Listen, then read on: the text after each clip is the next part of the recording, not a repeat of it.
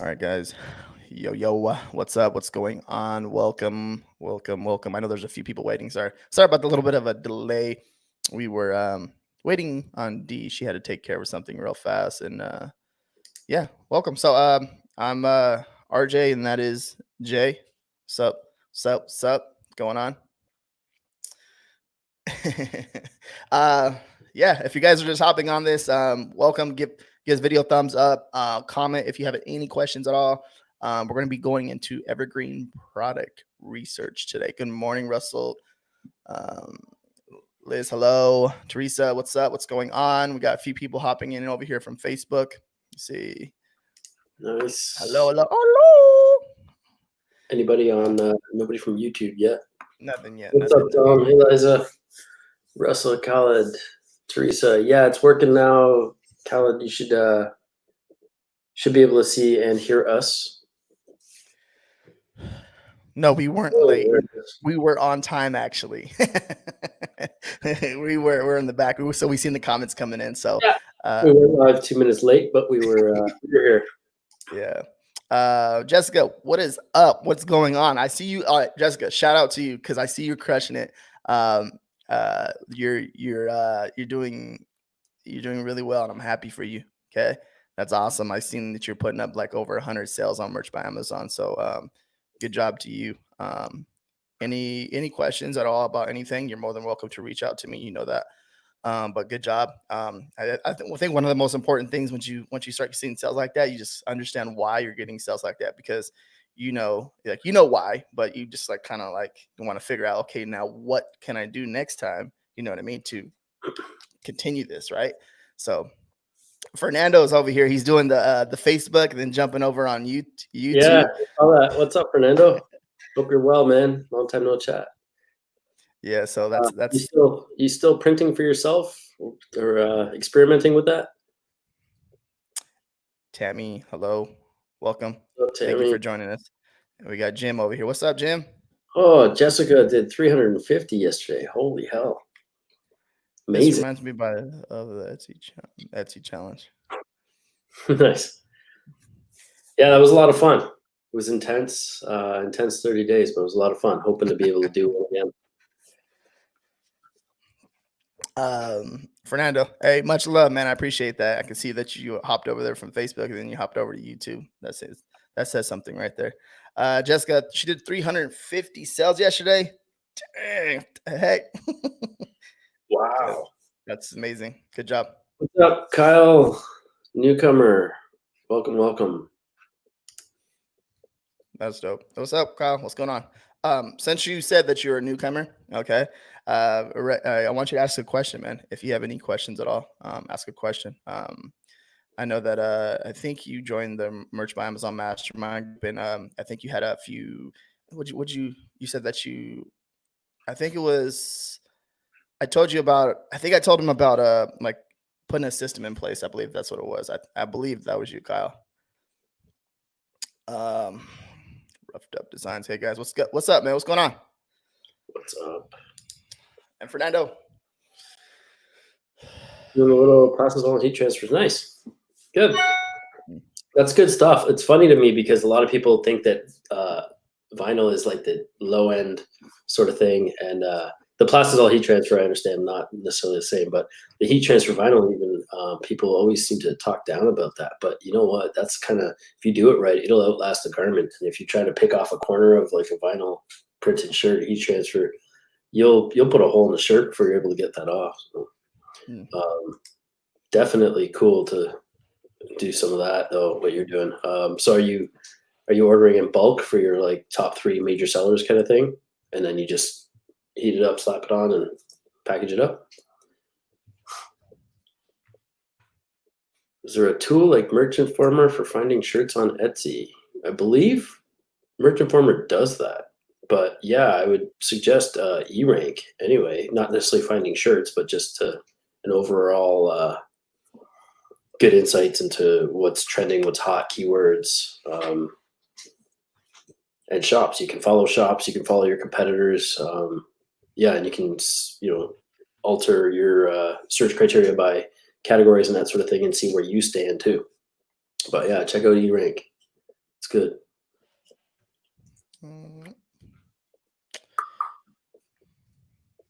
No, I think adding to that, I think E-Rank is it's a really cool tool.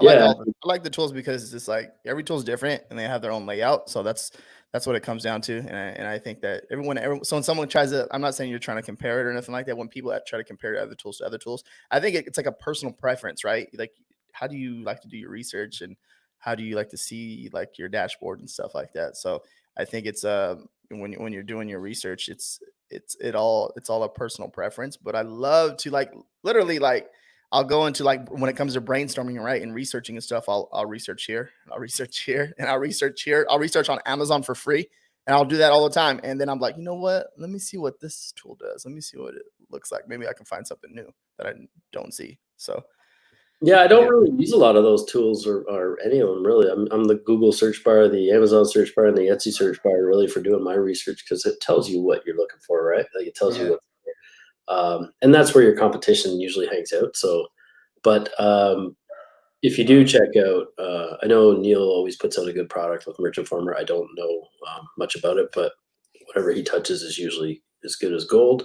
And for E-Rank, even on the free subscription, there's a ton of tools and things to check your data. yeah. Fernando's saying gang sheets are top sellers. That's awesome, man. You can get them down to like $1 a pop when you order screen printed sheets like that. That's great. Um, let's see, Patty, what's going on? What's up? Hello, how's it going? Can you list your products under random brands when uploading to Merch by Amazon MBA? Yes, you can. Right. You can whatever brand you want to put it under. Well, of course, you have to make sure it's like what I like to do is make sure the brand is not used already and put it under your own brand. That way, you're not like in there helping someone else make a sale. Like, you put it under one brand that no one's using, and then you just generate traffic that way through your brand too. Yeah, I mean, I think a smart thing to do is to build your brand, right? Yeah. So get your brand name out there.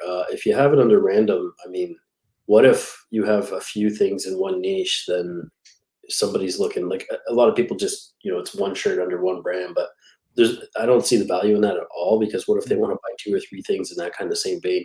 Now they're shopping for other people's stuff because they're going to see people who buy this also looked at whatever underneath it and go for that, right? So Yep. you want your customers to stick around and spend as much money as they can with your stuff.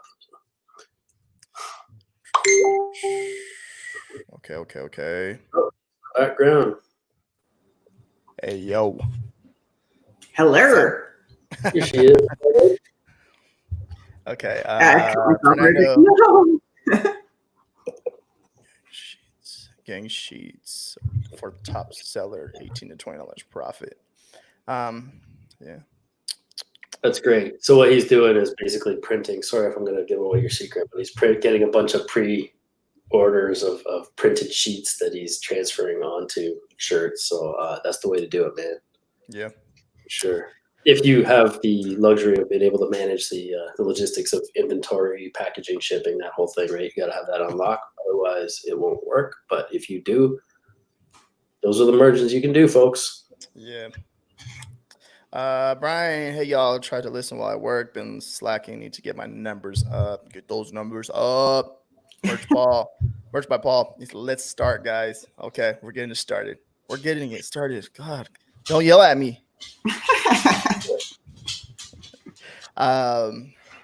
Roughed Up Designs. I love deep diving into Etsy, Amazon research for free. I play with the E-Rank for free until I kill my daily limits. But I am frugal. I am tight with my money, basically.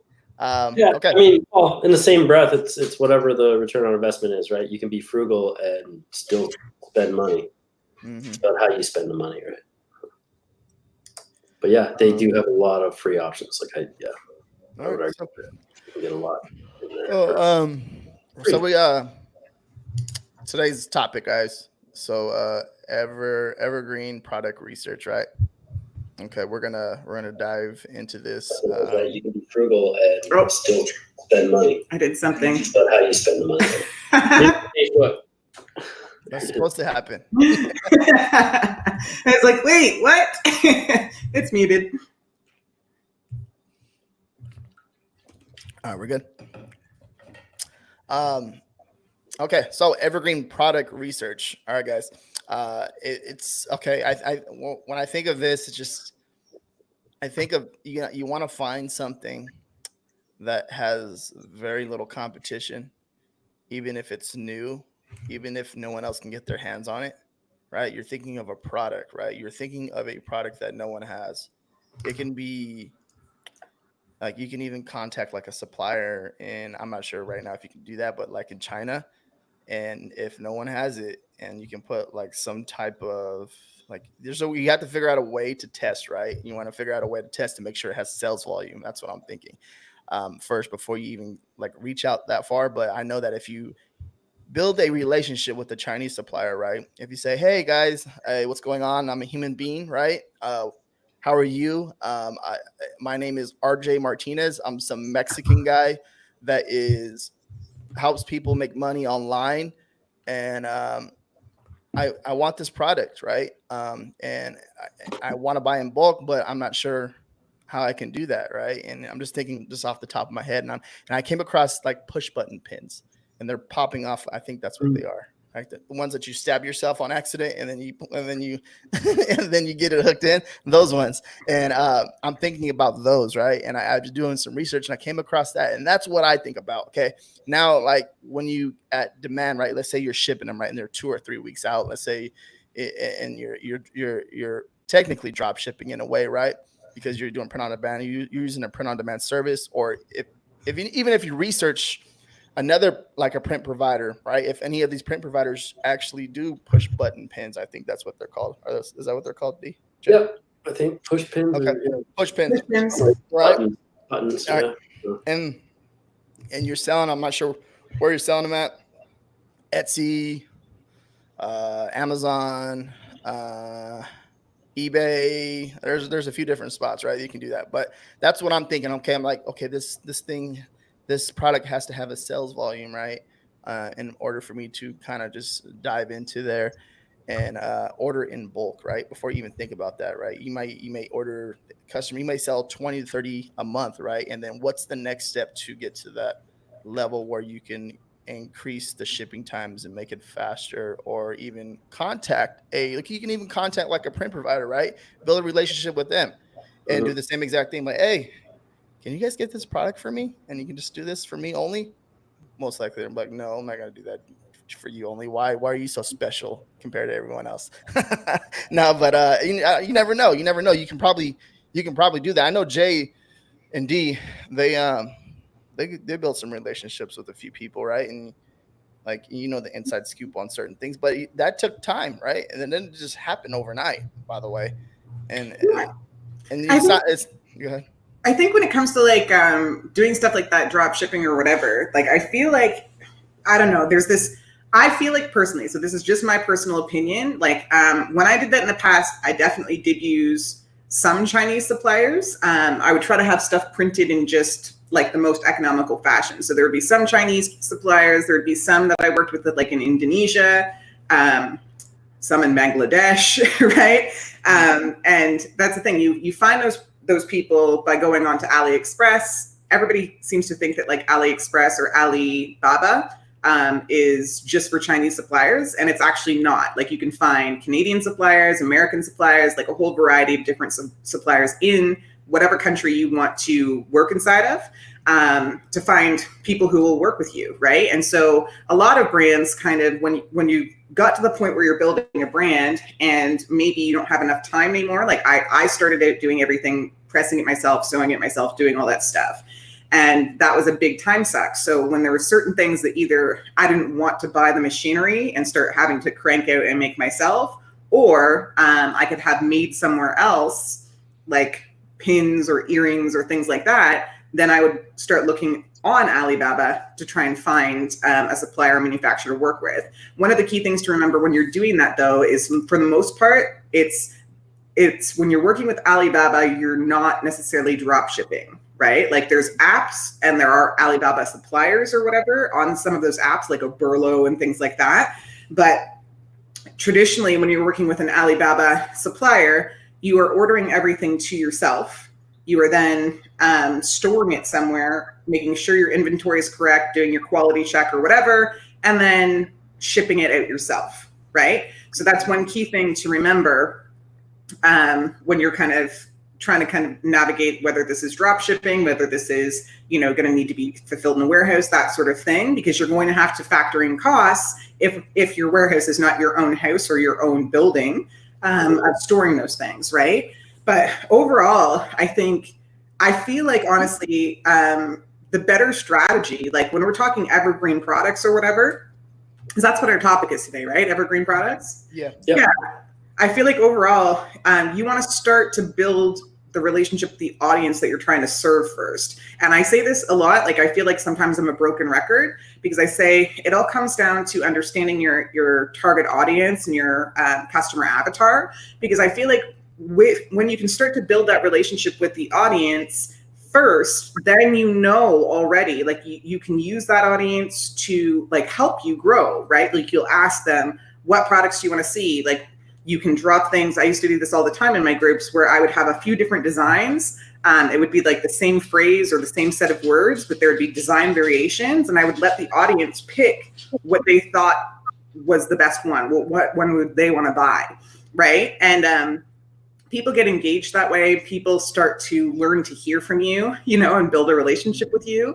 And then from there you grow, right? So like the first step to all of that kind of stuff, especially if you started out on merch or KDP or even Etsy, like one of those essentially platforms that does the marketing for you, and you're not super aware of all of the consumer, I guess, psychology that goes into why people buy things, why they're interested in that specific product that they buy from your shop or whatever. The first step is obviously to figure that stuff out, right? Like you want to get to know the audience, you want to get to know the niche, you want to be in the groups that they're in, you want to be, I guess, digesting the media that they're digesting. So if there's popular blogs they follow, popular Instagram accounts, popular influencers, all that kind of stuff, so that you can understand, you can get a baseline understanding of who these people are, why they like what they like, and what they're more likely to buy.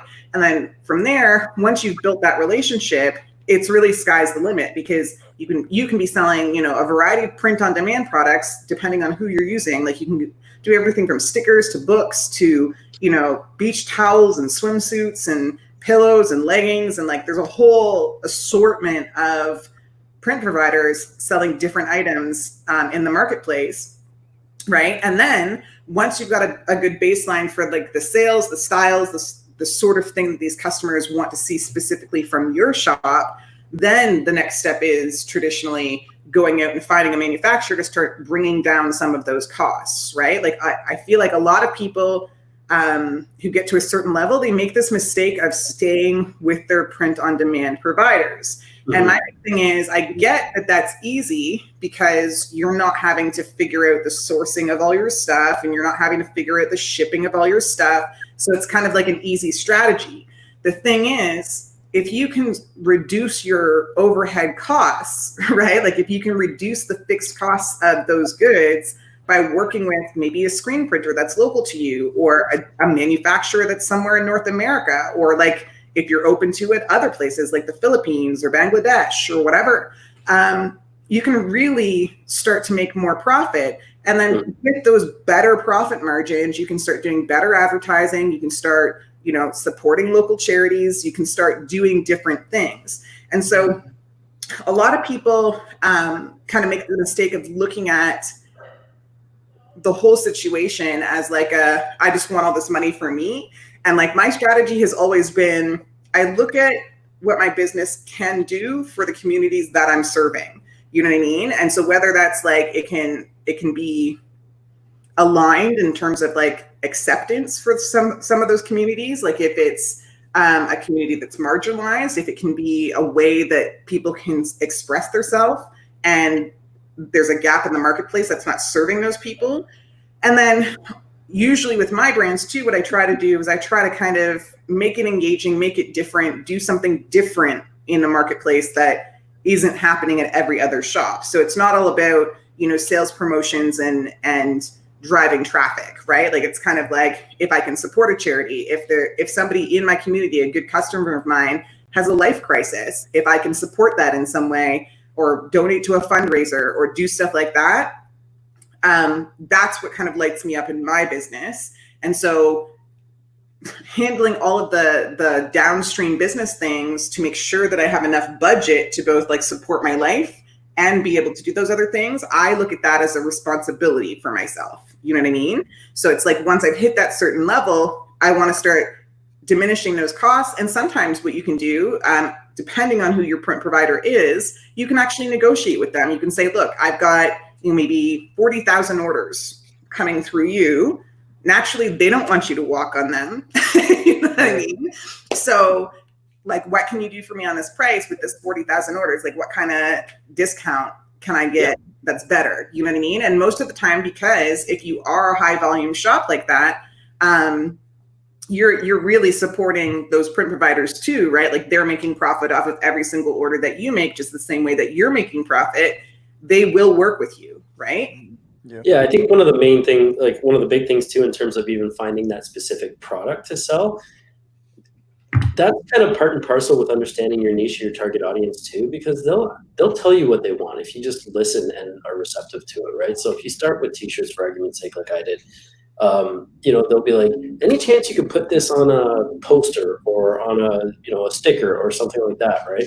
And once you think about it, you're like, well, those are absolutely products that potentially would fit and serve an underserved niche, right? So if there's nobody doing stickers or anything, and a customer will tell you, I've looked everywhere, I can't find it, can you do this? Say yes, figure it out, tell them you'll get back to them, don't lie to them or anything like that, but tell them you'll look into it, right? And and hit them back.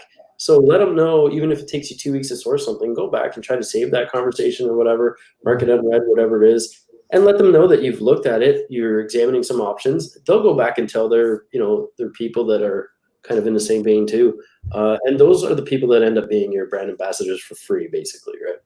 Mm-hmm. And then another thing I do when I'm looking for new products is like that 2 centimeter or that 2-inch or 1-inch rule, right? So in Canada, it's like the letter mail slot. Basically, in the States, is probably something very similar. Those are the things that you can get away with shipping for cheap, like shipping on the cheap. So like a t-shirt that's flat that can fit into a mailbox, anything that you don't have to put into an actual cardboard box that is more than like 3/4 of an inch or whatever high, you can ship really cheap.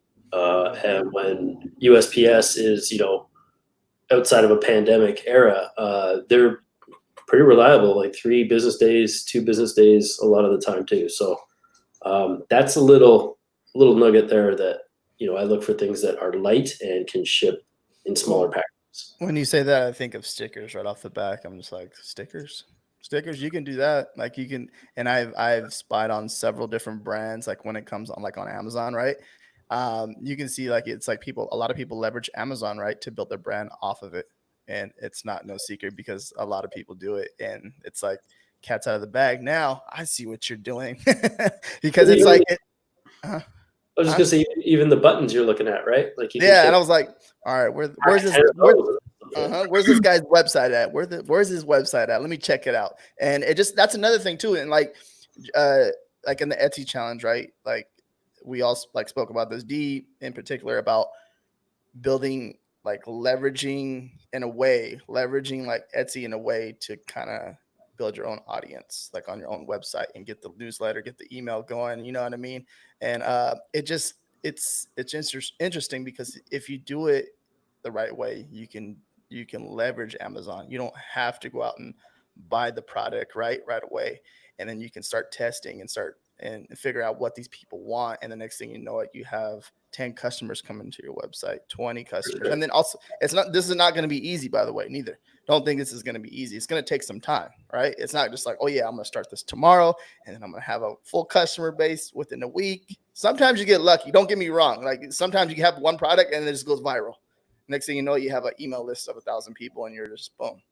But that's like the era that I think we're lucky to be a part of, right? So instead of like having to buy 100 or 1,000 or 10,000 pieces of one design from China or Indonesia or wherever you're getting it, or even locally, we have the luxury of having like print-on-demand companies or POD fulfillment companies that you can almost get anything printed that you want now on demand So that's a great way to test different products before committing yourself to hundreds of pieces or whatever and taking up real estate in the back of your room. Like I did that, and it made my mistakes.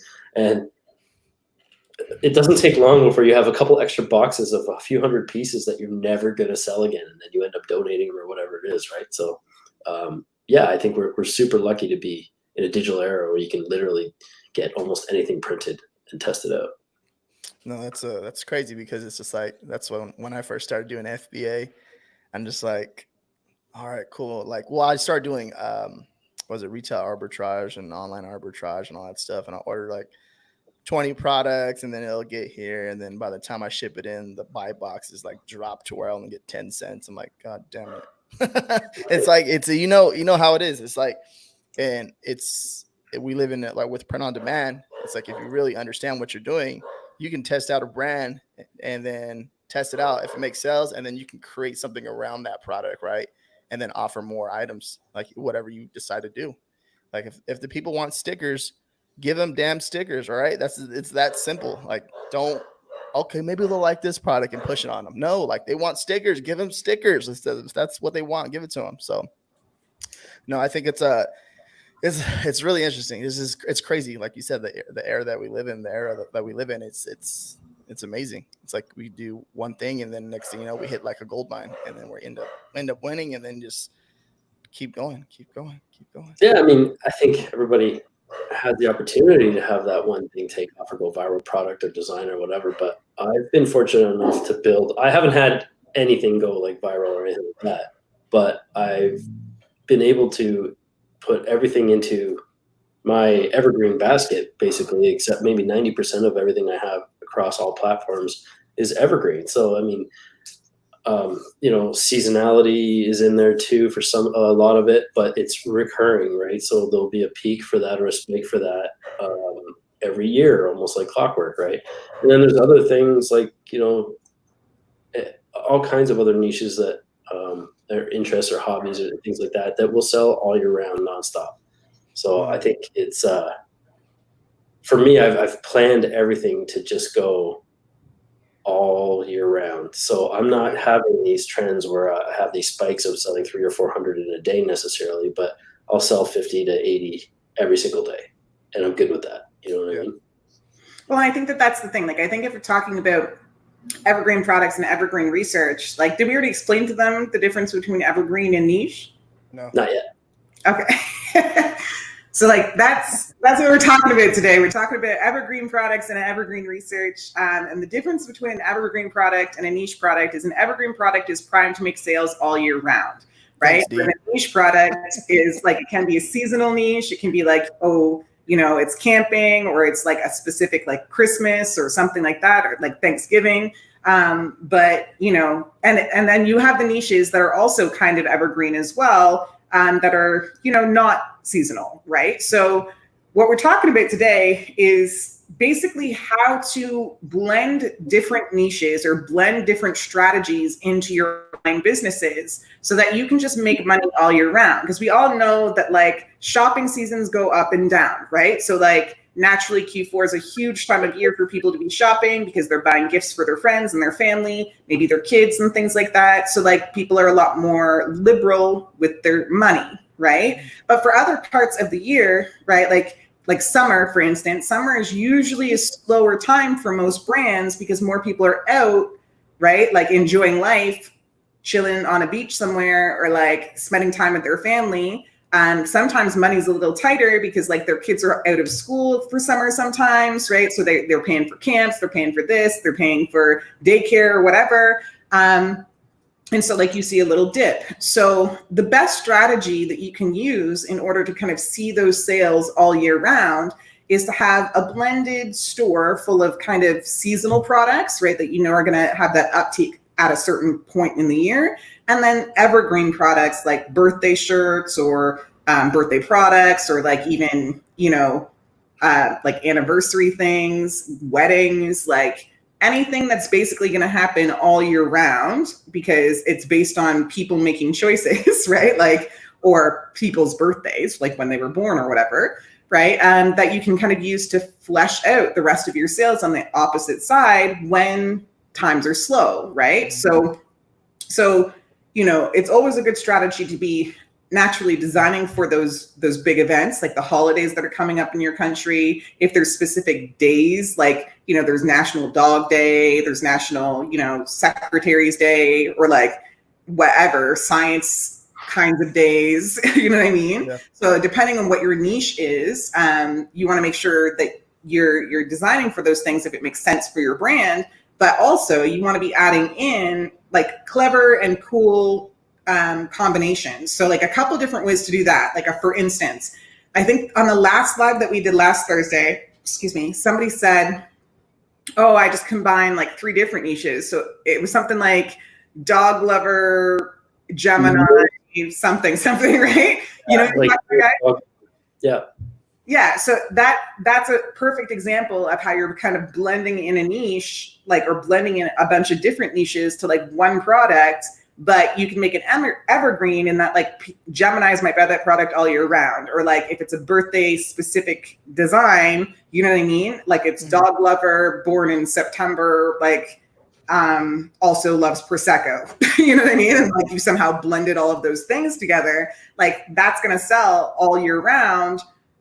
Like, or maybe in September, that was a bad example. That's going to sell in September, right? Because it says September on it. But if you had a variety of those different shirts that had every single month on them, that's like a product category that could sell all year round. And it's really evergreen, because the other 2 niches that you've kind of put together on that shirt, like they're not time specific or season specific, right? Mm-hmm. So that's one cool way to do it. Another cool way I've seen a bunch of shops do it is like they will just have those 3 different niches and items in their store, so that like, seasonally the trendy niches take off at a certain time of the year, and evergreen is their baseline. So like evergreen are just selling all the time. So like maybe they have a whole variety of birthday shirts, and then they also do special drops for like Valentine's Day, St. Patty's Day, Mother's Day, Father's Day, all the holidays, you know what I mean?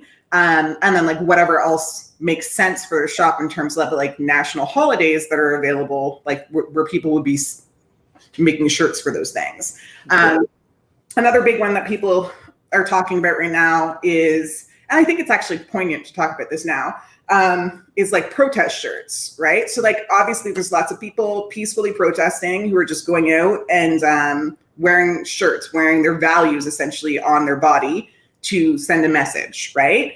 So people are buying a lot of items around that. Now, I again will always say you shouldn't just do these things just to make money. Okay. I know there's a lot of schools of thought out there that are like, oh yeah, you just jump into this niche just to make money, and then like if it doesn't work for you, move on to something else.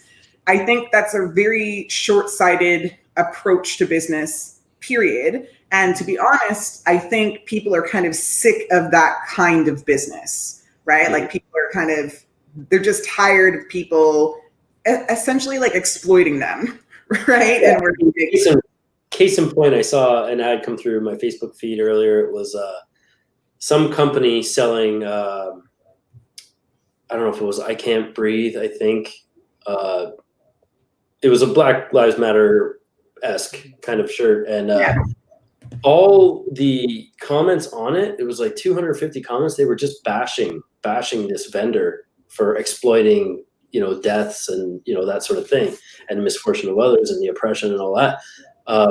But then he had to go in and say, well, if you click on the link and go to the listing and read the listing, you'll know that we're donating all profits. Well, that should be something that you need to be advertising foremost, right? Because you're right. If people are sick of people exploiting other people, and it's not just people are sick of being exploited, but there's a whole community of people that are sick of seeing it happen too now, right? Well, I think that's the thing. So like, I think it's really important to be part of the niches, or like at least, wanting to support those niches, like when you're coming into any kind of niche, right? And so right now, obviously, like I'm not going to dismiss the elephant in the room. Like there's the big riots, there's the Black Lives Matter, there's a whole bunch of stuff happening, right?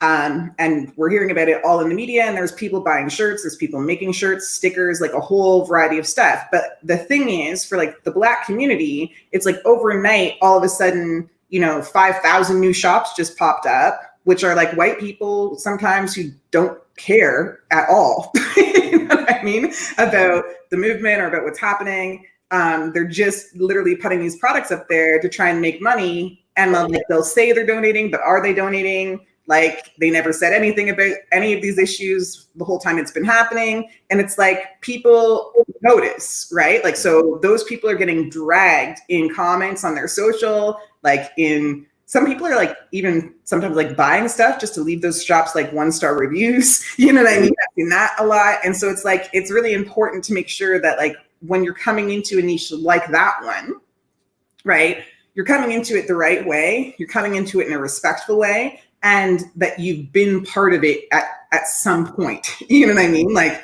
that you've been active and engaged in those communities at some point. Because sorry. And it's also just good business too, because if you are transparent and you're legitimately, helping in some way, whatever, the niche happens to be that way, you're going to build long-term loyal customers, right? And that's just going to make everything better. And in turn, you're going to be able to donate more or help out more long-term. So it's a win for everybody, right? It's, go ahead. Adding to that, I think I want to say years and years and like decades, right? That's normal for big corporations and people to do that, right?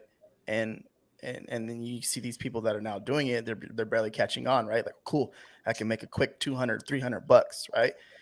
And I see them following what other people are doing. And that's a bad thing to do because they don't understand, right? Most people don't understand like oh yeah, I made this. It's going crazy right now. I'm going to make some money. And I'm just like, everyone's bashing them and putting them down and all that stuff. But like, do they know what they're doing? Like, do they understand the situation? I don't think most of them do because they're used to these big corporations, right? When a certain talent passes away, like say Kobe Bryant or something like that, Staples Center over there charging $100 to go to his funeral, or something like that, right? To go and hold the stadium. So there's like, everyone is doing it in their own way, but they're not really. Now it's a big thing now, because if you go about it the wrong way, you can get put out like that, and then you go out of business, right? So for example, let's say like Wendy's, for example, right? Like Wendy's, a fast food restaurant. They're on social media, Twitter, all that stuff. They got the hang of it, right? They understand, like, if they support this, right, and they put it out there, like they're supporting it. And I'm not saying they are not, but if they put it out there, then it kind of opens it up for them, and they understand that. But if they're donating and helping out the cause of what's going on and everything like that, it's a different ballgame, right? Because it's like some people are actually saying, "Oh yeah, I'm donating profits," and they're not really donating profits. Right. Right? Well, that's more the thing. Like, I think overall, like, if we look at some of the systems that like capitalism thrives in, and like, I hope that nobody takes this to mean like that I'm saying I hate capitalism, because obviously I benefit from capitalism. So that's not what I'm saying. But if we look at some of the conditions in which these big corporations have gotten to the sizes that they are, some of those corporations have done really deplorable things in order to get there. You know what I mean? And they're not, like, people look at them and they're huge and they make tons of money, and they idolize the fact that like, this is a big corporation, this is a big store, it makes lots of money, and you're idolizing the wrong things, right? Like, well, how did they get that money? Like, are they going into other countries and like exploiting the people to get that money? Are they running sweatshop like, situations in order to get that money, right? And I think we're living in a time now where people care about stuff like that. Like, I think in generations past, I don't even want to say that it's that people didn't care, but I think, where the technology wasn't as evolved, like it wasn't as easy to know what other companies were doing or to find out, because we weren't all as connected on the internet. People just didn't think about that kind of stuff. Like, those little stickers at the bottom of your product might say made in China, and like, you just didn't think about it. You know what I mean? But I think now it's way more important, and people, like, the statistics even will show you, people are gravitating to authenticity. People are gravitating towards brands that are transparent. You know what I mean? And they're doing that because they're in a sense voting with their dollars. They're voting with their pocketbook on the kinds of businesses that they want to support. right? So that's not to say like every single shopper on the face of the planet like is doing that, right? I'd be lying if I said that. But there's a giant movement of shoppers that are looking at things like that, are wanting to only support companies and products that align with their value systems. And I would argue that for a smaller shop or a smaller business, that's your lane to compete in. You know what I mean? Like, you don't want to be seeing what you see in these giant corporations trying to mimic that behavior, and then thinking that you're just all of a sudden going to be making, 1,000 sales a day or 100 sales a day or whatever from having done that. Like, it's so obvious now, right? Like, when you do something that you're not aligned with, and you're trying to like exploit, you're trying to profit from something that you have zero like knowledge, awareness, care about, it comes across, and it comes across in the product designs, it comes across in your branding, it comes across all the way around. And there are shoppers in these communities. This is like how the whole rise of influencer marketing even started. There are shoppers in these communities who have giant influences, right? Who are like, they're supporting certain brands, they're supporting different things, they're showcasing the brands that are doing good, and they're calling out the brands that are doing bad. And you just don't want to be on that brand list that's doing shady crap, right? Like, it's just like, when it comes down to your personal value system, I know some people have like a moral compass that is a little lower than maybe mine, right? But you still have to ask yourself, like, what you're doing, why you're doing it, is it worth it? Because like, sometimes you're putting in a lot of effort to just get called out, and no one's going to buy your stuff anyway. You know what I mean? So it's like, examine that inside of yourself, and then like try to show up how you want to show up. So like, one comment that I want to make is like, I'm seeing a lot of people complain about, if they're not a person of color, if they're not a Black person, how they don't know how to help.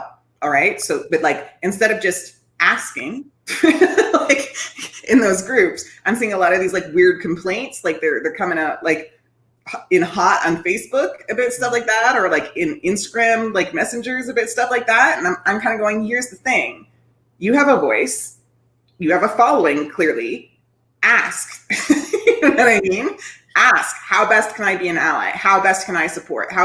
What can I do right now to serve my community, or to serve this specific thing that I want to be part of, right? That's how you stay on the right side of history. Like, you don't just start doing things that nobody asked you to do, or trying to exploit people. You get in there, you ask, and then you listen to what people say in the responses, and then you use those things to inform how you move forward, right? And so already I'm seeing lots of brands do that really well, and I'm seeing lots of brands do that not so well. You know what I mean? And the brands that are doing it really well, they're getting loved on, right? Because at the end of the day, like the whole situation that we're seeing like in the media right now, it's not like a one-time thing. It's not just a one like situation. You know what I mean? This has been going on for years and years and years and years and years, and in a variety of different ways, and it comes in different shapes and forms, and everyone will have their own experience with it, right? So it's like, you can't just hop into a situation like that and then be like, oh yeah, I just want to make this shirt and make money, or I just want to like exploit these people further. But that's the wrong way to go about it, period. I think it's like I was listening to something in a podcast yesterday. It's like egotistic, right? It's like when you let your ego, because you made all these sales already, or you've done something already in the past, you let that kind of affect who you are today. And that's not how you do it. And as you grow, and as you get, you know what I mean, start to get smarter and learn, there's always more to learn and get smarter at. So you do not let your ego get in the way because you think you know. You need to ask. It doesn't matter like what what you've done in your past, or what you have accomplished. That's in your past, right? This is today. This is now. Like, so what you do is ask. You know what I mean? And when you ask, and you make the other person feel like important, like you actually care, um, that right there will take you a long way, more than just, oh yeah, I know what I'm doing. But then you do that, you didn't ask the person. You just like basically said, I'm going to take the ball from here. Just lay back, like chill and relax. Did they tell you to do that? No, they didn't tell you to do that. So when it comes to any of this stuff, like even if you're reaching out to an influencer or whatever it is, right? You don't know what's going on in their mind. You don't know who they are. You don't know what they've been going through. You don't know none of that. So what you do is you ask, out of respect and love, you ask them, okay, hey, is it cool if I make this shirt for you and check it out? You know what I mean? I know you have a good following, and I see that you're peacefully protesting out there and you're doing stuff. I would like to make a design, you know what I mean? And then maybe like all the, you know what I mean? All the profits and stuff can go back and support everything that you guys are doing. You know what I mean? Like these people need water out there. They're protesting, right? They need water and stuff like that. They're not just walking without drinking water or whatever. You know what I mean? So it's all like plays a hand in hand. And if you build a relationship like that with somebody, dude, it can take you a long way. Well, that's a great segue right into what Roughed Up says in here. He's like, I first started with German Shepherd owner type niches. It's saturated niche style, but I've included myself into charities within that niche. And the key point here is the sentence fragment, support the community and they will support you.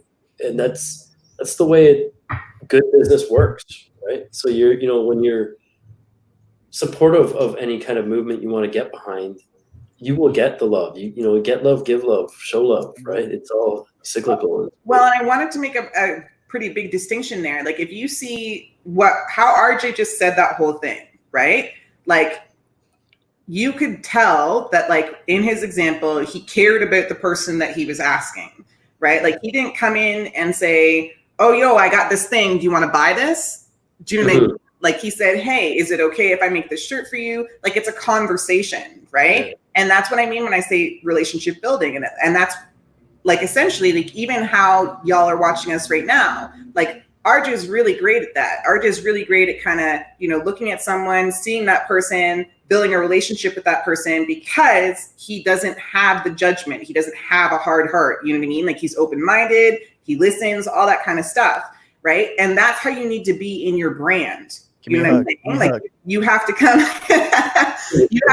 at your brand and at your products and at your store with that same kind of love. You know what I mean? Like, who are you serving in this community? Because people all like think about customers as customers. You think of them as this like weird, just number over here that's going to buy something, or like this name on your order list that's going to buy something. But they're people, they're human beings, right? And they have feelings, they have emotions, they have things they like, things they don't like, things that they've been through, experiences, all of that kind of stuff, right? And so when you can bring those human elements out through your online initiatives, that's what really helps you grow. That's usually what like literally makes the difference between a brand that grows really quickly and goes viral and a brand that kind of stagnates or copies or like whatever, right? It's that human factor that people forget about when they're sitting in their houses digitally drawing shirts and not having that human to human interaction.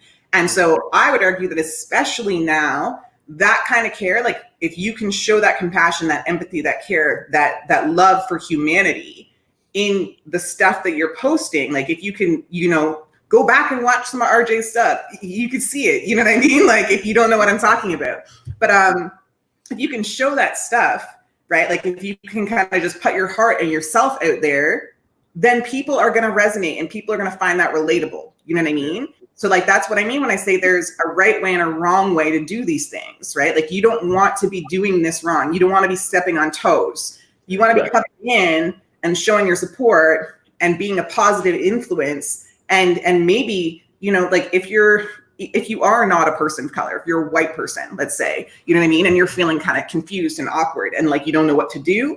You know what I mean? Maybe just coming out and saying, oh my goodness, you know what I mean?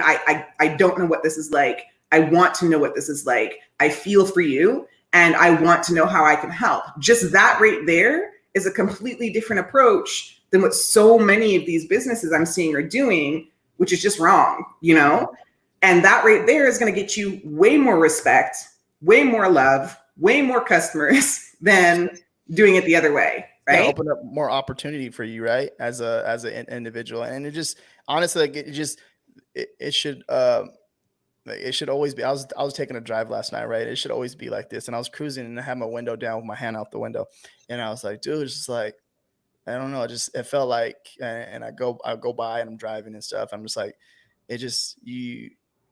My respect, me as an individual, the way I respect people is if you respect me and you treat me the way I want to be treated, and I treat you the way you want to be treated.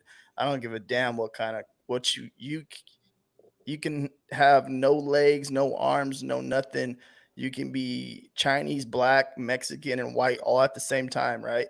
If you treat me the way you're gonna treat me, you know what I mean? That's the thing. It's just like treat me that way, and I'm gonna treat you the same way back. I don't give a damn. And then one of my best friends, I was gonna post a picture too.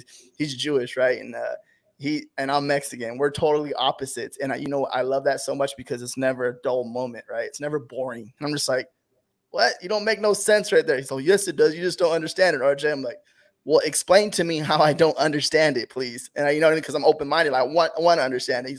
I'm like, oh, okay, I get it. No, I was wrong.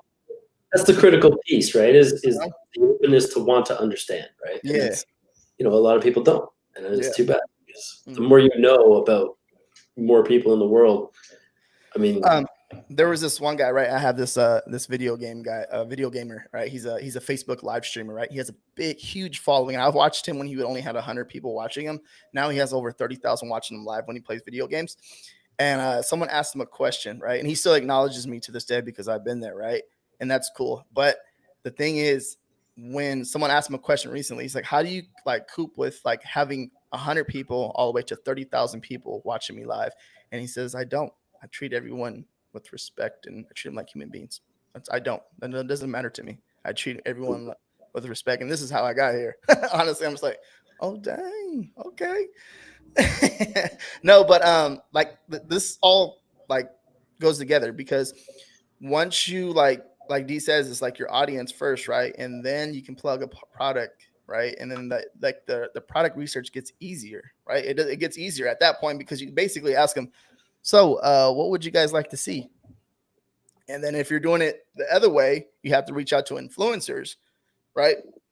It's literally like, hey, can I make this design for you? You ask them, right? You're asking them because it's easier. It's easier way to start a conversation. It's like, no, hey, sure. I got the design. Can you buy this? And can you give me a shout out? Like, no, I need $100 for you. Give you I need $100 and for to shout it out or whatever. But if you ask them like, hey, I can make it. I can design a product for you. This is it. Check it out. Tell me what you think about it, and then we can work something out here. And it's like that. Like the conversation went from like being like you're the dominant one to on a level where like, hey, what's going on?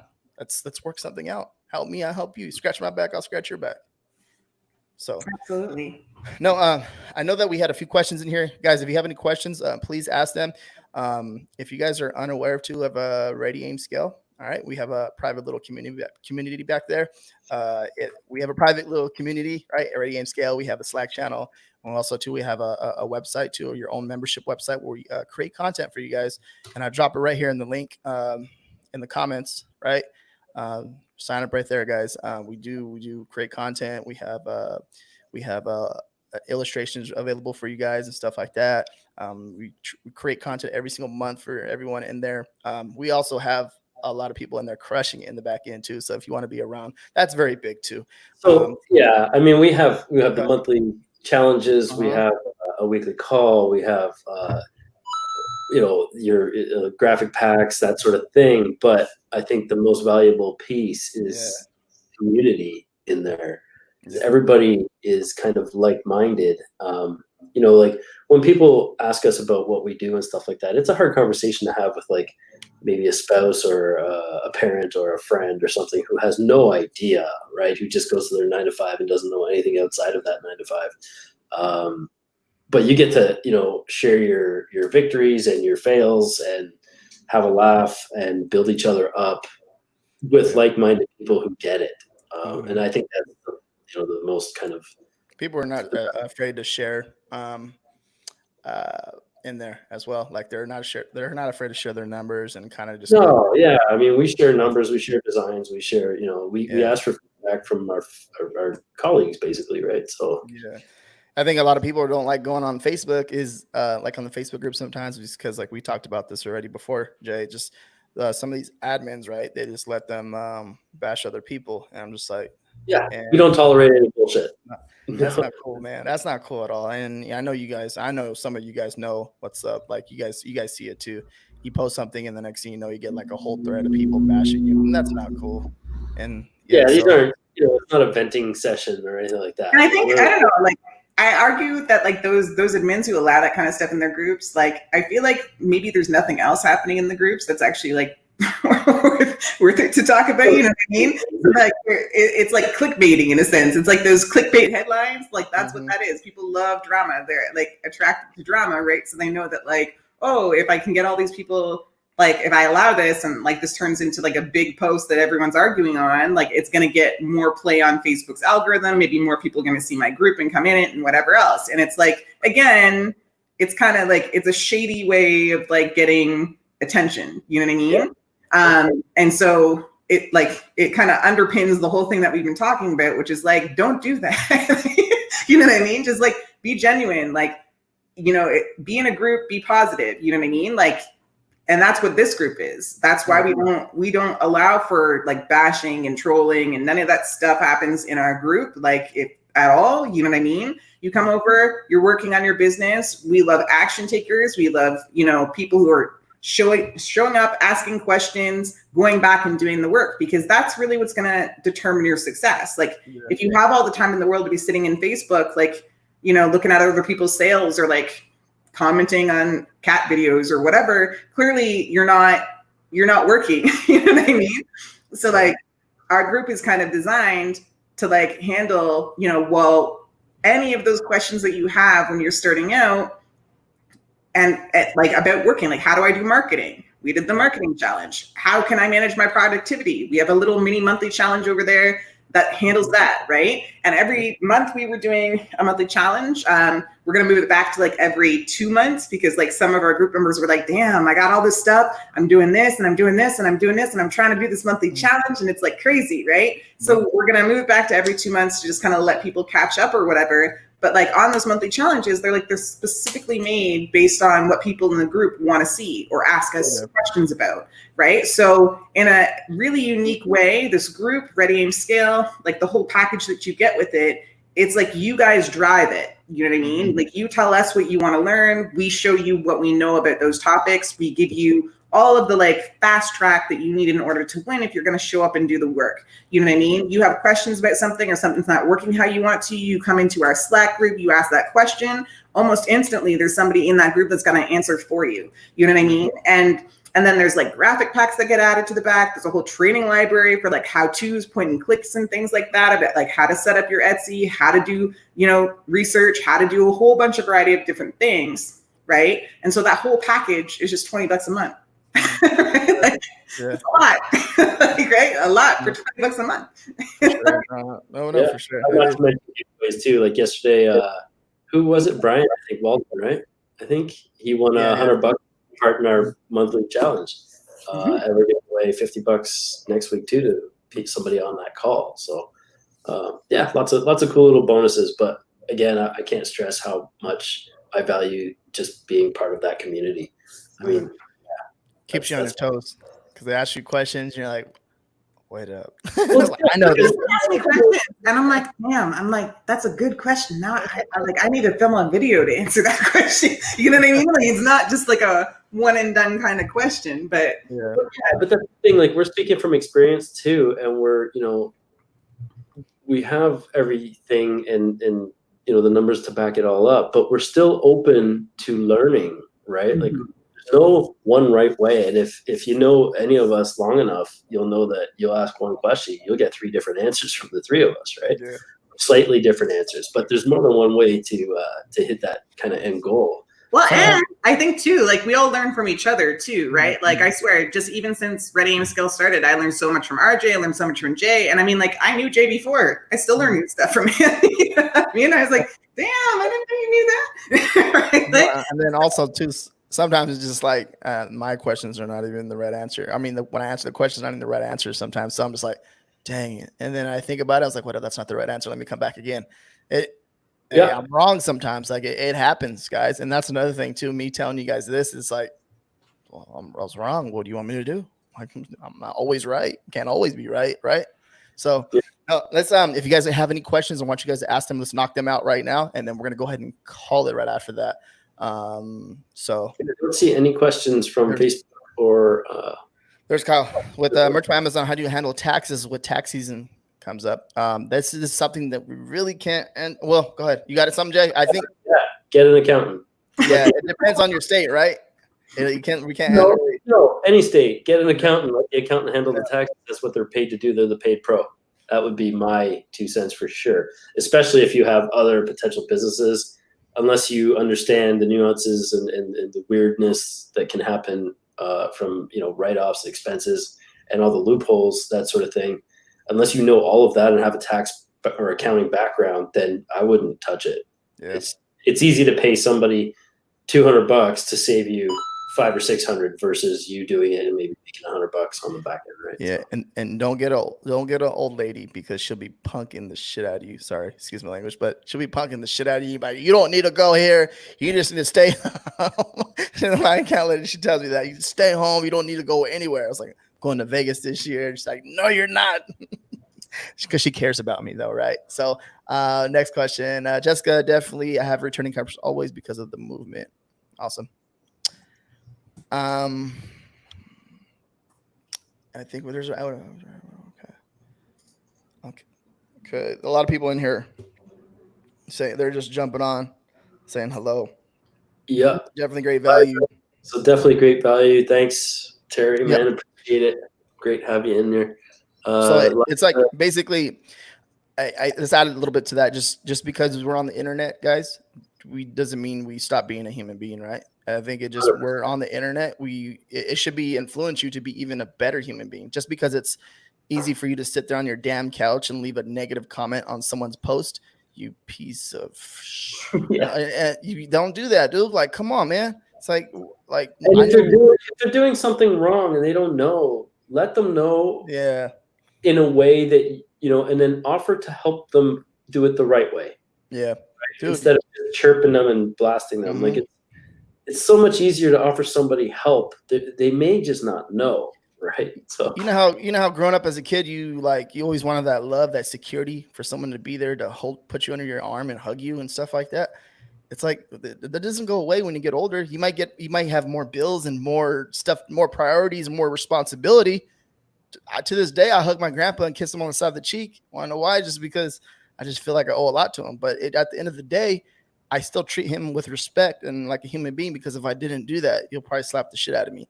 But that's not the point. The point is just show people love and respect as a human being, and it's that simple. It's easy. It really is. Liza, thanks, RJD and Jay. Great heartfelt chat today. Authenticity all the way. I mean, Liza's new, and she's already made a few comments that kind of, they speak to what we're trying to do and let us know that we're doing it right.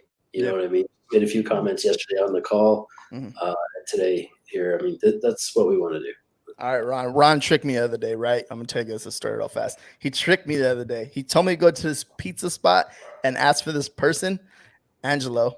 By the way, I remember Angelo. And he's like, hey, you must be RJ. I'm like, yeah. I was like, yeah, what's up? And then he's like, nice to meet you. I heard good things about you. And then I ordered my pizza, ordered my stuff. And then he's like, it's okay. Ron Watt has it. I'm like, this damn guy, he tricked me. So he paid for my food. And I was having a bad day too. I was like, and I told him, thank you. So thank you, Ron. I really appreciate you buying me lunch the other day, me and my girlfriend. That means a lot, man. I appreciate that. I hate when he knows I don't like when people buy me stuff, and then he tricked me into it. So thank you very much. I appreciate that, man. It means a lot. Yeah, Ron and I have chatted a bit behind the scenes, and the odd crack here and there, and but he seems like a great guy. Can't wait to get down there eventually one day and have a beer with you, man. Yeah, he knows better. He's white, and I think he's white, but he knows better Spanish than I. Well, he looks white. He knows better Spanish than me. He talks smack about me all the time. So, get a good bookkeeper in the UK. They are cheaper than a standard accountant. A good accountant will save you money, so I'm told. This is the truth. Yeah, good call. Great call today. Thank you. Well, guys, welcome. Thanks for dropping in, Melinda. Great seeing, great knowing that you were on the call too. Yeah. All right. Yeah. Thanks for dropping incredible knowledge bombs. Lots of love and gratitude. Appreciate you being part of the POD and e-commerce. Respect. Back at you, brother. Yo, what's up, Mario? What's going on? He said a happy Friday, Junior. No, he said a happy Friday Eve. That's what she said. Friday Junior. Yeah. Yep. Teresa, always. Teresa's always showing up. I know. It's my girl. I was like, where's T? There she is. Nah, for sure. No. Okay, guys, we're going to go ahead and call it right there. DJ, you have anything else to say? No, just come join us. Come join us. Just do it. All right, guys. We haven't had anybody disappointed yet anyway who was taking action and showing up, right? So, yeah. Yep. Good. All right, Dom. See you later, man. Bye-bye, guys. See you later.